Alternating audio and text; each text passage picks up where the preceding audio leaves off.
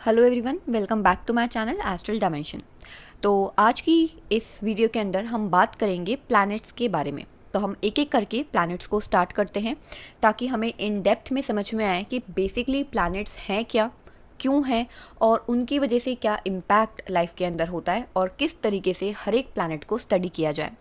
तो सबसे पहले हम किससे स्टार्ट कर सकते हैं? सबसे पहले हम उससे एक मेजर प्लैनेट से स्टार्ट कर सकते हैं जो सोल का एक सिग्निफैक्टर है, जो एनर्जी का बिगेस्ट रिसोर्स है। तो हम बात कर रहे हैं सन की, सूर्य की। तो इस एक वीडियो के अंदर हम सबसे पहले स्टार्ट करेंगे सन से। तो सबसे पहले सन को किस किस एरिया के अंदर समझना हमारे लिए ज़रूरी है और किन किन वर्ड्स के साथ हम सन को कनेक्ट करके समझ सकते हैं कि एस्ट्रोलॉजिकल पॉइंट ऑफ व्यू से इसकी क्या सिग्निफिकेंस है और हम किस तरीके से इसे स्टडी कर सकते हैं। सबसे पहली चीज़, अगर आपको प्लैनेट्स को समझना है और अगर आपको एस्ट्रोलॉजी को समझना है तो एक बात को ध्यान में रखिए, जितने भी प्लैनेट्स होते हैं आप सबको उनको एक कॉन्शियस बीइंग समझना है। अगर आप सारे प्लैनेट्स को कॉन्शियस बीइंग नहीं समझ रहे हैं, अगर आप उनको अलाइव समझ नहीं कर रहे हैं, तो आप एक बहुत भारी मिस्टेक कर रहे हैं। ज़रूरी नहीं है कि अगर हमने हमेशा लिविंग बींग्स को एज ह्यूमंस, एनिमल्स या प्लांट्स के रूप में देखा है तो सिर्फ वही लिविंग फॉर्म्स के एक मेन जिसे कह सकते हैं सिग्निफैक्टर हैं। नहीं, लिविंग चीज़ किसी भी रूप के अंदर हो सकती है और ये पूरा यूनिवर्स एक तरीके से लिविंग और एक कॉन्शियस बीइंग है। सेम तरीके से जो सन है वो एक कॉन्शियस बीइंग है। ज़रूरी नहीं है उसकी नाक, कान, आँख सब हो तब आप उसे कॉन्शियस या लिविंग कंसिडर करेंगे। वो ग्रो कर रहा है, वो अलाइव है और उसका एक काम है एक यूनिवर्स के अंदर, वो अपना काम, अपनी ड्यूटीज़ को फुलफिल कर रहा है। तो ये जो बेसिकली हम जितने भी प्लैनेट्स को देखते हैं वो सब living and alive conscious beings हैं। तो अगर आप उनको उस तरीके से समझेंगे तो आपको चीज़ों को समझने में बहुत ज़्यादा आसानी होगी। और आपने बहुत सारे हमारे वेदों को पढ़ा होगा और आपको ज़्यादा कोई टेक्निकल या बहुत कॉम्प्लेक्स वेद को पढ़ना भी नहीं है। अगर आपने सिर्फ रामायण या महाभारत भी पढ़ी है तो आपने बहुत बार उसके अंदर भी ये चीज़ नोटिस करी होगी कि अलग अलग दिव्य लोग होते थे, वो किसी भी प्लैनेट को अपने पास इन्वोक करके बुला लेते थे किसी भी काम के लिए। तो उसका मतलब ये नहीं है कि वो किसी और से या वो किसी फिक्शनल चीज़ के ऊपर बात कर रहे हैं। उसका मेन मतलब ये है कि आप इसकी एनर्जी को, किसी भी प्लैनेट की एनर्जी को इन्वोक करके अपनी लाइफ में आप एक्टिवेट कर सकते हैं। उसको करने का अलग अलग तरीका होता है, लेकिन आपको एक चीज़ ध्यान में रखनी है कि जितने भी प्लैनेट्स हैं ये लिविंग एंड कॉन्शियस बीइंग्स हैं और इनका एक काम है, ये खुद में बहुत पावरफुल हैं, लेकिन हमारे चार्ट्स में ये वीक या बहुत पावरफुल या एवरेज कैसे हो जाते हैं? क्योंकि जिस वक्त हमारा बर्थ हुआ है उस वक्त इस प्लैनेट की क्या कंडीशन थी, उसका इम्पैक्ट हमारे चार्ट और हमारी लाइफ के ऊपर पड़ता है। तो ऐसा नहीं है कि ये प्लैनेट्स वीक है, ये प्लैनेट्स बहुत पावरफुल हैं, इनकी वजह से अर्थ के ऊपर सब कुछ हो रहा है। लेकिन जिस वक्त हमारा बर्थ हुआ था उस वक्त स्काई की पोजीशन क्या थी, उस वक्त इस प्लैनेट की कंडीशन क्या थी, उस वक्त ये प्लैनेट क्या फील कर रहा था, उसके अकॉर्डिंग हम अपनी लाइफ का वो पार्ट फील करते हैं। तो ये जितनी भी पुरानी जितनी भी स्टोरीज़ हैं, जितनी भी माइथोलॉजिकल इन्फॉर्मेशन है, आपको उन सबको पढ़ना पड़ेगा अगर आप इन सबको एस्ट्रोलॉजिकली कनेक्ट करना चाहते हैं, क्योंकि इन सब का एक मतलब होता है। पहले के लोगों ने जो भी बुक्स लिखी हुई हैं, जो भी वेद लिखे हुए हैं, उनकी लैंग्वेज अलग थी, उनका टाइम साइकिल अलग था, उनका टाइम पीरियड अलग था, तो चीज़ों को एक्सप्लेन करने का तरीका अलग था। अगर आप उनको एज इट इज़ पढ़ रहे हैं आज के टाइम में तो आपको बहुत सारी चीज़ें लगेंगी कि ये फिक्शनल है, इनका कोई लॉजिक नहीं है, मतलब नहीं है। फॉर एग्जाम्पल, अगर आप किसी भी ओल्ड बुक में सूर्य का डिस्क्रिप्शन पढ़ेंगे तो आप देखेंगे कि उसके 4 हाथों का वर्णन किया गया है, 4 हाथों के बारे में बताया गया है। तो क्या सिग्निफिकेशन है 4 हाथों का? 4 हाथों का मतलब यह है चारों दिशाएं। अगर आप सूर्य से किसी भी तरीके की मैनिफेस्टेशन, किसी भी तरीके की प्रेयर कर रहे हैं तो उसके पास कैपेबिलिटी है कि वो चारों डायरेक्शन से आपको प्रोटेक्ट भी कर सकता है और चारों डायरेक्शन से आपकी वो मैनिफेस्टेशन को मैनिफेस्ट भी कर सकता है। दूसरी चीज़, जो 7 हॉर्सेस के बारे में बताया गया है, किसी भी आप वेद को पढ़ेंगे तो उसमें सूर्य भगवान के 7 जो हॉर्सेस होते हैं उनका जिक्र है। क्या हैं वो 7 हॉर्सेस? उनका मतलब है हफ्ते के 7 दिन, 7 रंग, जिनको हम अर्थ के ऊपर विजिबल लाइट के अंदर देख सकते हैं। तो ये जो भी एक एक चीज़ होती है, इनका डिपिक्शन अलग होता है, ये एक कोडेड लैंग्वेज होती है। जितने भी वेद होते हैं वो सब एक कोडेड लैंग्वेज है। अगर आप उनको अलग तरीके से आज के टाइम में पढ़ने की कोशिश करेंगे तो पहले आपको उसको डिकोड करना पड़ेगा। तो सबसे पहले इतनी टेक्निकलिटी में हम नहीं जाएंगे, हम बेसिकली सन के बारे में पढ़ेंगे। तो कुछ चीज़ें हैं जो आपको अपने माइंड में रखनी है। क्रिएटर, प्रिजर्वर, डिस्ट्रॉयर, प्रिजर्वर के साथ आप प्रोटेक्टर भी लगा सकते हैं। लेकिन क्रिएटर क्यों? क्योंकि सन के ऊपर एक बेसिक भार है सोल को इस अर्थ के ऊपर भेजने का। अगर आपका बर्थ हुआ है, तो अगर आपको ये देखना है कि बर्थ क्यों हुआ है, तो सबसे पहले आपको सन के पास जाना पड़ेगा, क्योंकि जहाँ पे भी आपके हॉरोस्कोप में सन होगा वो आपका रीज़न ऑफ बर्थ होगा।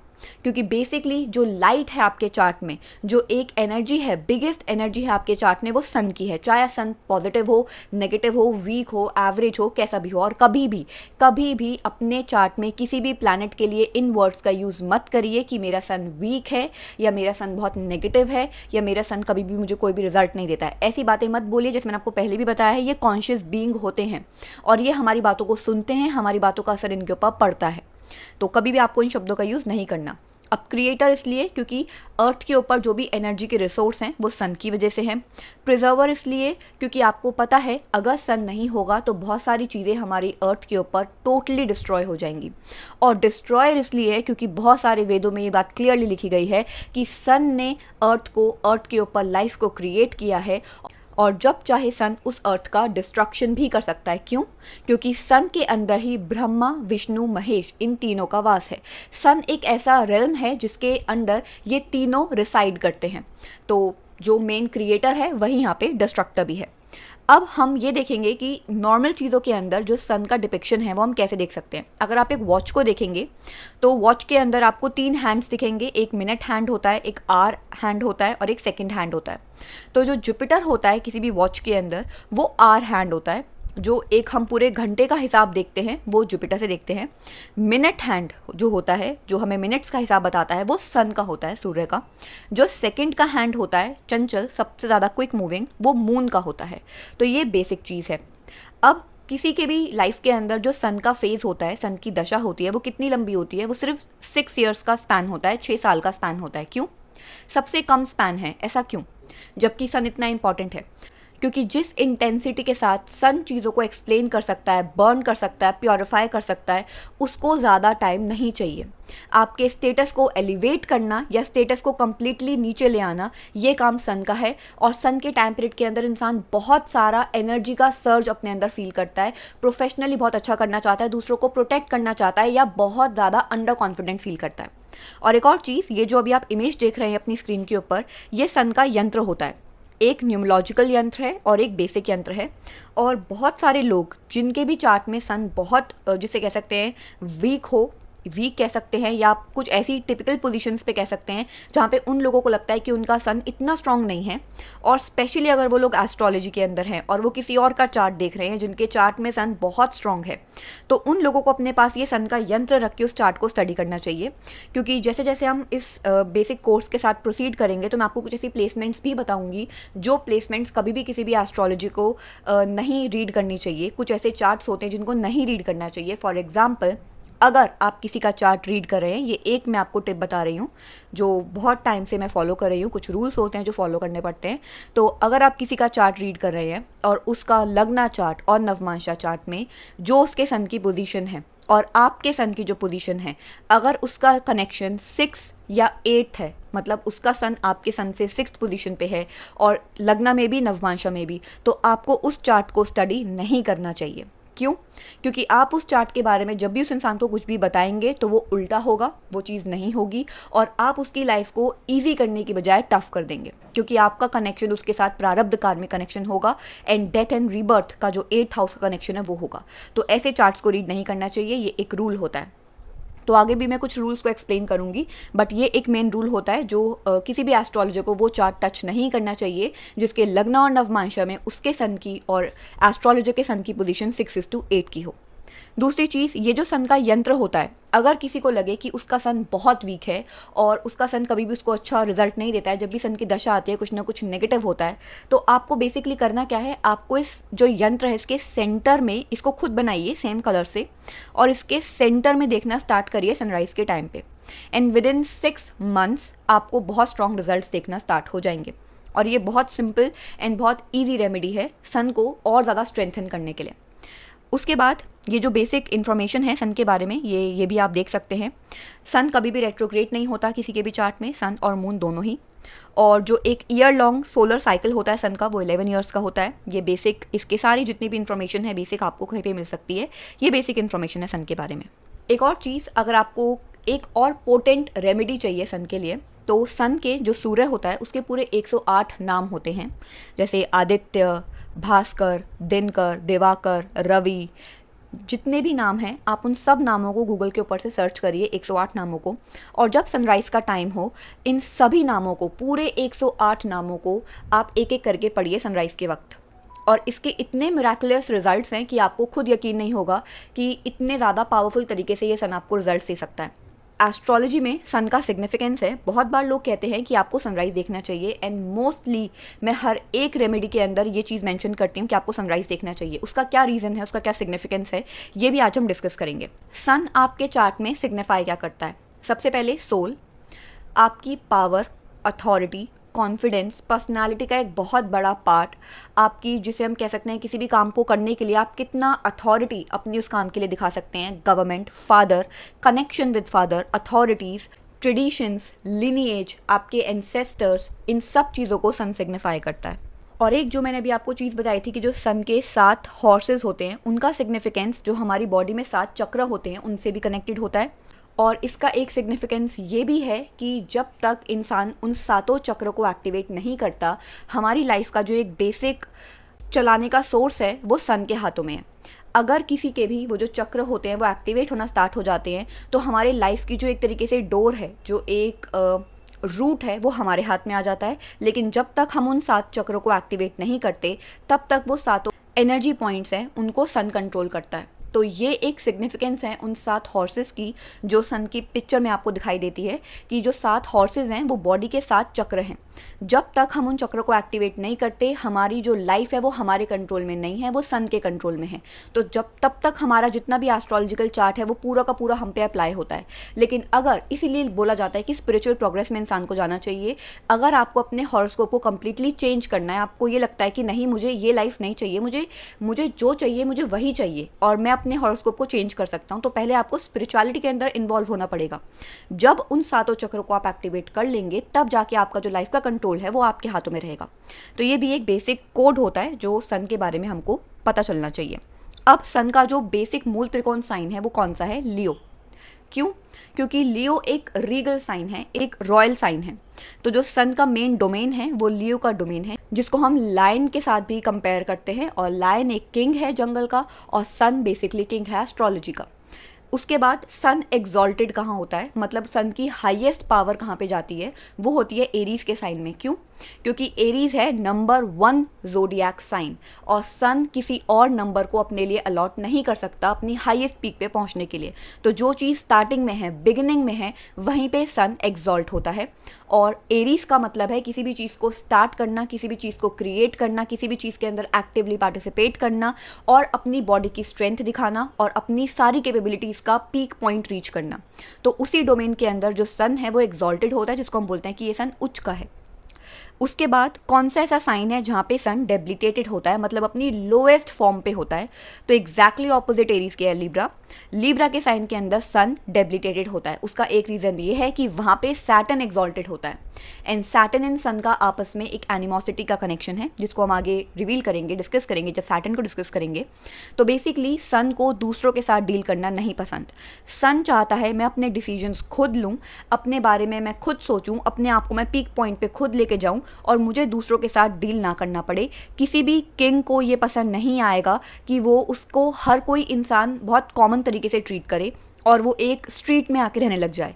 ये सन के लिए एक बहुत ज़्यादा डेरोगेटरी बात हो जाएगी, एक किंग के लिए बहुत डेरोगेटरी बात हो जाएगी। वो चाहेगा मेरे से सिर्फ और सिर्फ लिमिटेड लोग बात करें, चाहे वो बात करें मेरी पूरी जो किंगडम है उसकी, लेकिन मुझे एक एक बंदे से जाके इंटरैक्ट ना करना पड़े, मुझे मोल भाव ना करना पड़े। मैं किंग हूँ, ना कि मैं किसी मार्केट में बैठा हूँ। और जो लिब्रा का साइन है वो मार्केट प्लेस है, आपको बिजनेस करना पड़ेगा, आपको डिप्लोमेटिकली चीज़ों को हैंडल करना पड़ेगा, हर एक इंसान से डील करना पड़ेगा। वो चीज़ें किंग को नहीं पसंद, तो नेचुरली यहाँ पे जाके उसकी एनर्जीज डाउन हो जाती हैं। लेकिन बहुत बार ये एक मिसकंसेप्शन होता है कि लीब्रा के साइन के अंदर सन अच्छा बिहेव नहीं करता, लेकिन अगर आप सिर्फ और सिर्फ बिजनेस एंड वेल्थ के पर्सपेक्टिव से देखें तो लीब्रा के साइन के अंदर सन बहुत स्ट्रॉन्ग वेल्थ लेकर आता है। वो भी हम आगे के करके डिस्कस करेंगे जब हम साइंस के अंदर इन प्लैनेट्स को स्टडी करेंगे। जो सन है वो एक मेल प्लैनेट है, तो जो सन की एनर्जी है वो एक मेल प्लैनेट की एनर्जी है। सन को मलेफिक प्लैनेट कहा जाता है। मलेफिक क्यों? क्योंकि सन चीज़ों को बर्न कर देता है। और मेन बात यह है कि ये सात्विक ग्रह भी है, तो सात्विक ग्रह है और मलेफिक है, ऐसा क्यों? तो जो चीज़ों को ये बर्न कर रहा है उस चीज़ का दुख तो रहेगा हमेशा। जहाँ पे भी सन बैठता है वहाँ पे उस चीज़ को थोड़ा सा बर्न करता है, उस हाउस को कम्प्लीटली कुछ पॉइंट तक, कुछ डिग्रीज तक वो बर्न करेगा, चाहे वो 7th हाउस में हो, 1st हाउस में हो। और बर्न करने का मतलब क्या होता है वो भी मैं अभी एक्सप्लेन करूँगी, लेकिन ये है सात्विक ग्रह क्योंकि बर्न करने के बाद ही चीज़ें प्योरीफाई होती हैं। तो जो फायर है वो एक प्योरिटी का एक सिग्निफिकेशन है, तो कोई भी चीज़ को अगर ये बर्न कर रहा है तो उस चीज़ को ये सात्विक भी कर रहा है। अब बर्न करने का मतलब होता है डोमिनेंस। अगर सन किसी के भी चार्ट में एग्जॉल्टेड है, मतलब अपनी हाईएस्ट पीक पॉइंट पे है, तो ये चीज़ आप देखेंगे, बहुत बार नोटिस करेंगे कि कोई एक एरिया उनकी लाइफ का ऐसा होगा जहाँ पे वो बहुत डोमिनेंट होंगे, जिस एरिया में वो किसी की भी बात नहीं सुनेंगे। और वही एक डोमिनेंस, एक बर्न का सिग्निफिकेशन है कि चाहे उनके आसपास के कनेक्शंस हट जाएं लेकिन वो अपनी जिद से पीछे नहीं हटेंगे। तो ये जो एक मेलेफिक नेचर होता है ये भी सन क्रिएट करता है, क्योंकि ज़रूरी नहीं है हर वक्त एनर्जीज़ के हाई पे होने का मतलब पॉजिटिव ही हो। तो जब सन एक्सॉल्टेड होता है तो वो अपने साथ कुछ ना कुछ नेगेटिव पॉइंट्स भी लेकर आता है कि सिर्फ मैं, मेरे आगे कोई भी नहीं, आई, मी एंड माई सेल्फ। तो ये वाला जो नेचर होता है ये भी सन ही क्रिएट करता है। कौन से मेटल सन के साथ कनेक्टेड होते हैं? Copper and gold. तो ये जो दो एलिमेंट्स हैं, ये कॉपर एंड गोल्ड, ये सन के साथ कनेक्टेड हैं। जो सन का बॉडी टाइप होता है, हल्का सा कर्ली हेयर, थिक बोन्स, काफ़ी ज़्यादा जिसे कह सकते हैं ब्रॉड बोन स्ट्रक्चर। जो पैर होते हैं उनका साइज़ थोड़ा सा छोटा, हनी कलर्ड या ब्राउन कलर आइज़। स्टमक का जो रीजन है वो भी सन सिग्निफाई करता है। आईसाइट को, स्पाइन को, बैक एंड रिबकेज को सन सिग्निफाई करता है।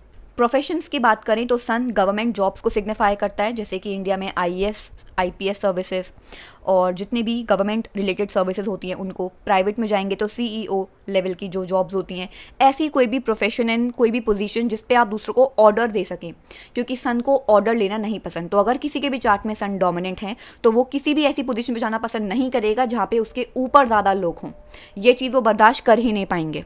तो leadership and power hungry positions को सन सिग्निफाई करता है।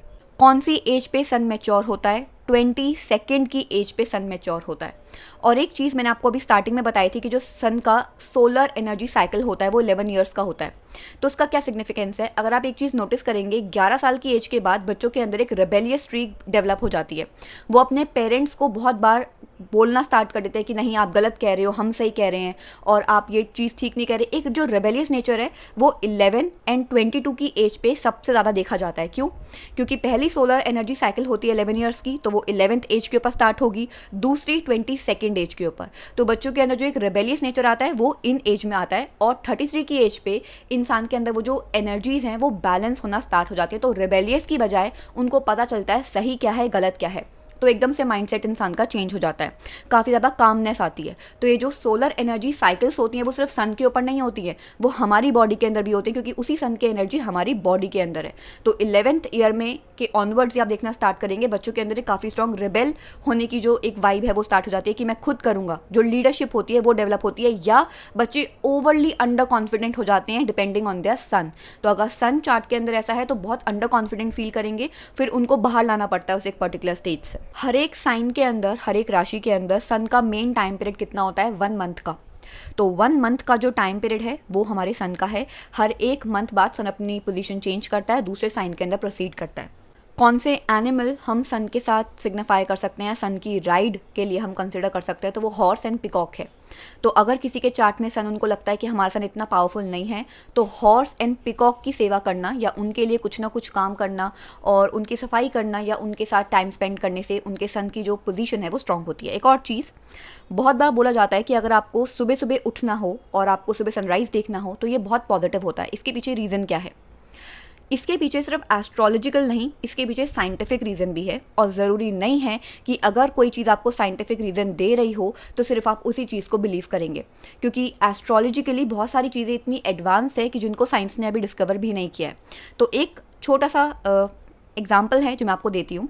जो मर्क्यूरी है हम उसको कम्युनिकेशन के साथ देखते हैं कि जो मर्क्यूरी है वो कम्युनिकेशन को सिग्निफाई करता है, और मर्क्यूरी क्लोजेस्ट है सन के, और मर्क्यूरी सन के सबसे क्लोजेस्ट आता है सनराइज एंड सनसेट के टाइम पे। ये 2 टाइम होते हैं जहाँ पे जो मर्क्यूरी होता है वो एग्जैक्टली ऑपोजिट होता है सन के, और बहुत ज़्यादा पास का उसका डिस्टेंस होता है। और इस टाइम के अंदर अगर आप कोई भी चीज़, सपोज करिए आपको आपकी शादी के बारे में या रिलेशनशिप के बारे में आप परेशान हैं और आपको अपनी शादी जल्दी करवानी है, आप फ्राइडे के दिन उठे और आपका जो फर्स्ट आवर का हो रहा है वो फ्राइडे का मतलब शुक्र का हो रहा होगा, और आप सनराइज के साथ साथ शुक्र का कोई मंत्रोच्चारण कर रहे हैं और अपनी मैनिफेस्टेशन बोल रहे हैं रिलेशनशिप के बारे में, तो वो कम्युनिकेशन डायरेक्टली सन तक ट्रांसमिट होने में सबसे ज़्यादा फास्टेस्ट एंड ईजीएस्ट रेमेडी है जो आप अपने लिए कर सकते हैं। और ऐसे ही जितने 7 दिन होते हैं मंडे से लेके संडे तक, उसमें जो फर्स्ट हो रहा होता है वो उसी ग्रह का होता है जो वो दिन होता है। तो अगर आपको जॉब के बारे में बात करनी है, जॉब के लिए आप कुछ चीज़ मैनिफेस्ट कर रहे हैं, तो संडे के दिन का जो फर्स्ट हो रहा होता है आप उस दिन वो बात कर सकते हैं। अगर आपको अपनी लव लाइफ के बारे में बात करनी है तो आप फ्राइडे के दिन कर सकते हैं। अगर आप किसी एनिमी से, किसी डिजीज़ से परेशान हैं तो ट्यूसडे के दिन आप वो बात कर सकते हैं। अगर आपको अपने बिजनेस के अंदर जिसे कह सकते हैं कोई चीज़ चाहिए तो वेडनेसडे के दिन आप वो बात कर सकते हैं। स्पिरिचुअल आपको कोई चीज़ करनी है तो फ्राइडे एंड थर्सडे दोनों ही दिन काफ़ी पॉजिटिव हैं उन चीज़ों के लिए। तो जो मैनिफेस्टेशन होती है बहुत लोग यूज़ करते हैं सनराइज़ के वक्त, और इसलिए मेरी मोस्टली रेमेडीज़ में सनराइज़ की रेमेडी होती है, क्योंकि अगर आप सनराइज़ के फर्स्ट होरे के अंदर अपनी कोई भी मैनिफेस्टेशन की बात बोल रहे हैं तो वो बहुत जल्दी फुलफिल होती है। तो ये एक रेमेडी होती है जिसको बहुत लोग यूज़ करते हैं। अब बेसिकली जो सन है वो हमारे चार्ट के अंदर किस तरीके से हम उसको स्टडी कर सकते हैं वो हम आगे एक्सप्लोर करेंगे, लेकिन ये कुछ बेसिक चीज़ें हैं सन के बारे में। सन को स्टडी करने का मतलब ये है कि आप अपने पर्सनालिटी के एक बहुत बड़े हिस्से को स्टडी कर रहे हैं। एक तरीके से 50% पर्सनालिटी सन के एरिया के अंदर है, बाकी आपके असेंडेंट की होगी और आपके मून की होगी, लेकिन जो मेन पर्सनालिटी है वो सन की होगी। तो आपको देख के सबसे पहले किसी भी इंसान का क्या फीडबैक होता है और आपसे बात करने के बाद क्या फीडबैक होता है, ये भी सन के पास एक तरीके से प्रिजर्व होता है। और सन का बेसिकली मतलब ये है कि आप इस लाइफ में अल्टीमेटली क्या करके आपको करना ही पड़ेगा, क्योंकि वो आपका कार्मिक एरिया है, उसके साथ आपका कार्मिक स्ट्रिंग अटैच्ड है। जब तक आप वो काम नहीं करेंगे आपका सोल कंप्लीटली फ्री नहीं हो सकता। तो वो चीज़ देखने के लिए हम सन को स्टडी करते हैं चार्ट के अंदर। और जो मैंने आपको टिप बताई है कि जिन चार्ट्स को नहीं स्टडी करना चाहिए उस एक चीज़ का ज़रूर ध्यान रखिए। हम एक एक करके सारे साइंस के अंदर सन को स्टडी करेंगे। तो जो नेक्स्ट रीडिंग होगी, जो नेक्स्ट वीडियो होगी, उसके अंदर हम सन को हर एक साइन के अंदर देखेंगे। लेकिन आपको आज की वीडियो के अंदर जो भी बातें मैंने बताई हैं सन के बारे में, उन सब को आपको माइंड में रखना है, क्योंकि जब हम एक एक साइन के अंदर सन को स्टडी करेंगे तो सन के अलग अलग फेजेस आपको देखने को मिलेंगे कि कौन से साइन के अंदर सन किस तरीके से बिहेव एंड किस तरीके से रिएक्ट करता है। तो ये एक बेसिक रीडिंग है सन के बारे में। तो नेक्स्ट रीडिंग में हम देखेंगे सन को अलग अलग साइंस के अंदर। Thank you.